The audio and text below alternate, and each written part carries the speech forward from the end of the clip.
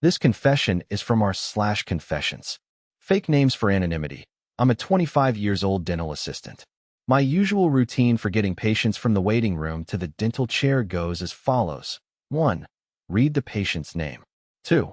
Read their medical history and circle anything they mark down so I can easily enter it later. 3. Call the patient's name and walk them back to the room. Super simple, right? So as I'm doing my usual thing, I see the patient marked diabetes on their medical history. I circle it and walk around the front desk to call his name. Instead of saying Marcus, I say diabetes, loudly and confidently before my heart sinks to the floor. My face turned bright red. I looked over at the receptionist, who looked confused, and put my face in my hands before turning around. I didn't even correct myself. Everyone in the waiting room looked so confused. I literally didn't know what to do. So I went back to our assistant office and told the other assistant what happened with tears of embarrassment in my eyes. She thought it was hilarious, and after the embarrassment has worn off a little, it kinda was. But it was also a huge HIPAA violation.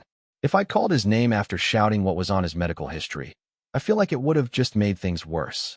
Eventually, the other assistant agreed to seat my patient for me, so it was less obvious. I told my boss about it later, and she wasn't as amused as the assistant. She told me to be more careful with patient information. I think this might be one of those things that keeps me up at night for years. Cringed to death.